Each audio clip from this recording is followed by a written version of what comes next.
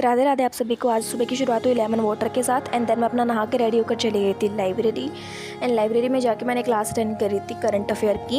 And current affair की class चलते चलते ना जाने मुझे क्यों याद आ रहा था कि हम लोगों के लिए मतलब पढ़ना ही इनफ नहीं होता, उसको एनालिस भी करना होता है, स्ट्रैटेजी आगे की बनानी पड़ती है। और कभी कभार ऐसा लगता होगा ना कि कुछ भी रास्ता ही नहीं मिल रहा अब तो, और तभी हेल्प कर देता है कोई PYQ या फिर कोई रेफरेंस बुक जो थोड़ा सा गाइड करती है और फिर हम लोगों को ट्रैक पर ले आती है। एंड देन उसके बाद में मैंने पढ़ी थी प्रीवियस ईयर लाइक 2025 की अगस्त की मैंने मैगज़ीन पढ़ी थी करंट अफेयर की।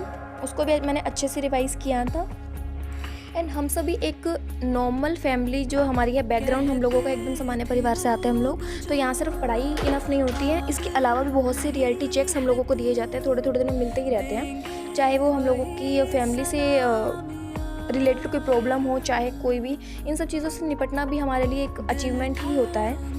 मतलब कि कहने का यही तात्पर्य कि चाहे इस हमारी जर्नी में हमारे साथ कैसी भी प्रॉब्लम आए, कैसी भी टफ सिचुएशन आए, हम लोगों को अपना धैर्य ही नहीं खोना है। जब कोई कुछ बोलता है तो हम लोग बहुत ज़्यादा गुस्सा कर 2-3 दिन ओवर थिंकिंग करते रहते हैं। तो मुझे लगता है उन 2 ही 3 दिनों में हम लोगों को बिल्कुल ही शांत रहना चाहिए। आपने कहावत तो सुनी हो कि वक्त पड़ने पर गधे को भी बाप बनाना पड़ता है। मतलब कि ये जितना हो सके खुद को शांत रखना है। इन सब चीज़ों से हम लोगों की पढ़ाई नहीं रुकनी चाहिए बिल्कुल भी। एंड देन फिर उसके बाद मैंने पढ़ी थी अपना ऑप्शनल, क्योंकि सैटरडे था तो सैटरडे को मेरी ऑनलाइन ज़्यादातर क्लास होती नहीं है।